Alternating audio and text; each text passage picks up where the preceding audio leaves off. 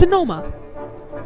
One of the two road courses on the NASCAR Sprint Cup Series schedule presents an array of new challenges for every driver, some in which involve right turns.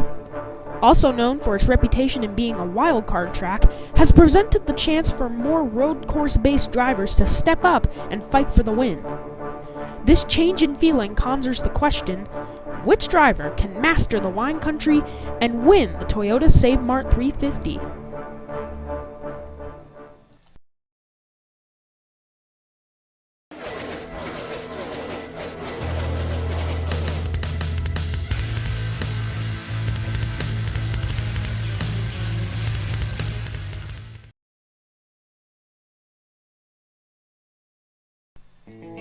Two weeks ago, in the Irish Hills of Michigan, 40 drivers took to Michigan International Speedway to fight for a win.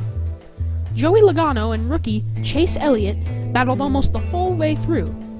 Logano had the upper hand for most of the race, but Elliott was able to fight back and lead some laps. However, on one of the last restarts of the race, Elliott would get hit by Martin Truex Jr., and Joey Logano would regain the lead. Elliott gained back a lot of ground on the 22 car, but it would not be enough. Joey Logano would go on to win the Firekeepers Casino 400 and lock himself into the chase. On Monday the 14th in Indianapolis, Ricky Stenhouse Jr. took part in the NBC reality show American Ninja Warrior, where athletes from all across the country attempt to complete the toughest obstacle course on television. Ricky didn't do too well, only making it to the second obstacle called the Rolling Log. Another racing icon was also there, Helio Castroneves, who made it one obstacle further to the flywheels. This past Father's Day weekend, the NASCAR Sprint Cup Series took the week off. However, the Camping World Trucks and Xfinity Series raced through the weekend. They were in Iowa, where William Byron would win the Trucks race, and Sam Hornish Jr. would dominate en route to a win in the Xfinity Series. Now that the break is over, the Sprint Cup drivers are ready to hit the track once again in the Toyota Save-Mart 350.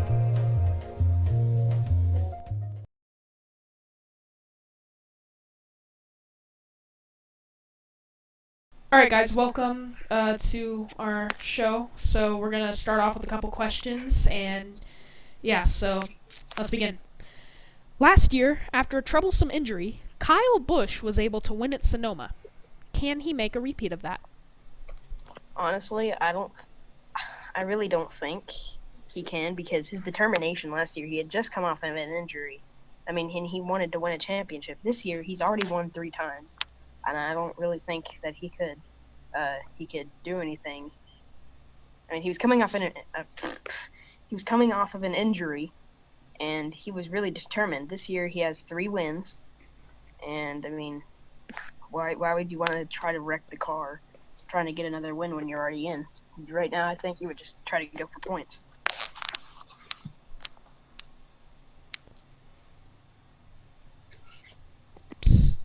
Oh, is it me? Yeah. All right. I don't think so, because Kyle Busch isn't injured this year, and I don't think he's gonna get 230 or worse again for the 5th straight time. Yeah. Parentheses, he isn't injured this year. That's true. Okay, whatever. Okay, good. I like that logic. So yeah, I think Kyle Busch, he does run very, very well here. However, you're right, he has the most wins out of any other driver on the track so far this year. So I think he kind of has the field beat as far as the chase goes. He's kind of locked in, even if a whole bunch of other drivers win, more than 16 drivers win, he would still pretty much be locked in. So I don't think, if he really, really wanted this like he did last year after the injury, I don't know why he would, honestly. It just wouldn't make sense. So. But Brian France.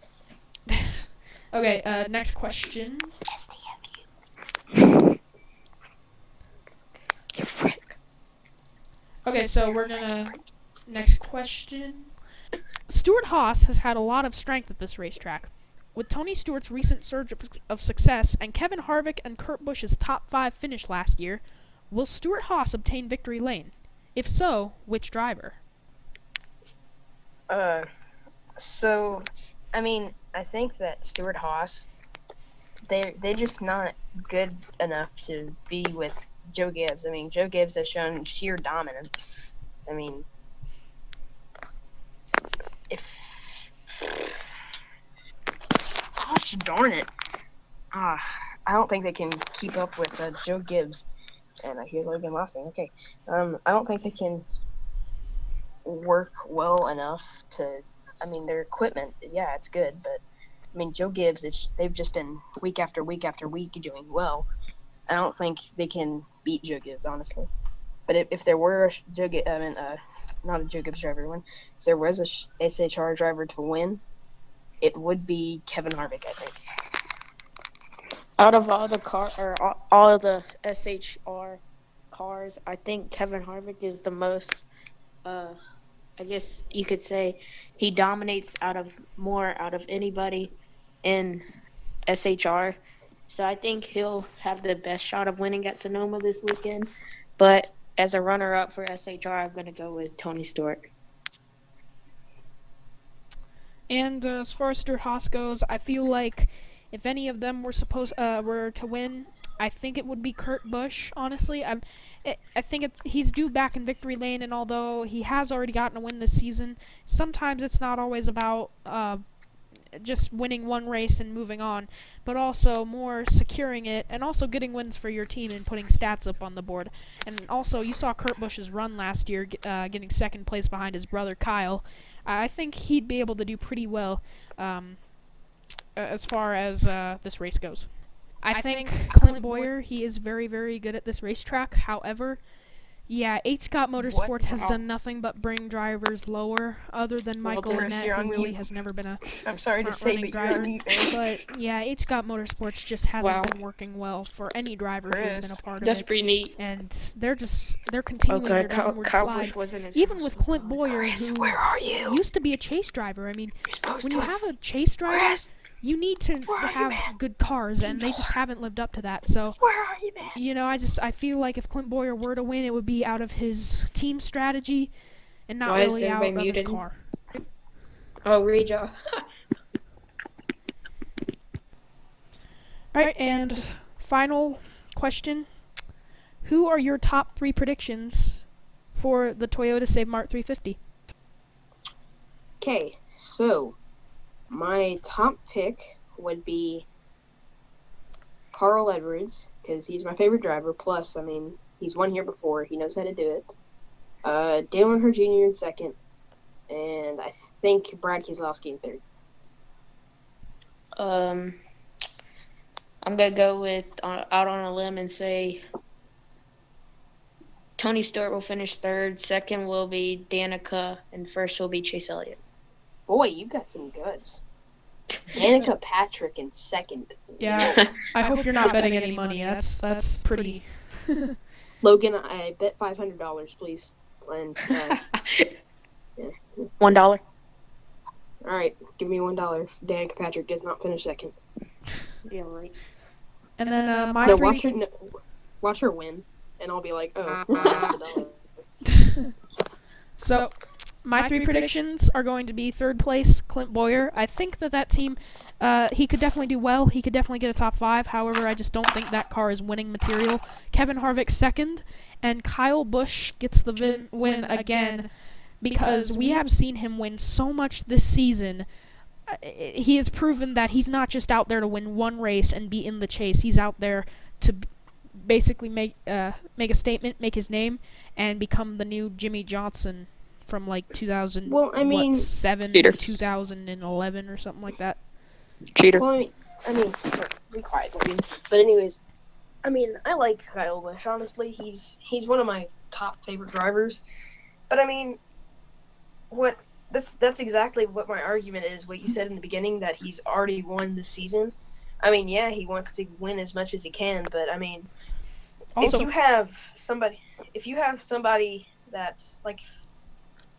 If you have that many wins, I don't just think it's not worth it if you do go out there and just, try to go for another win. You can wreck the car. You can fall even more back in chase standings. I mean, that's kind of what he's been doing. Okay, I'm just gonna cut it off here. So thank you guys for joining us, and hopefully I'll see you guys next week for Daytona.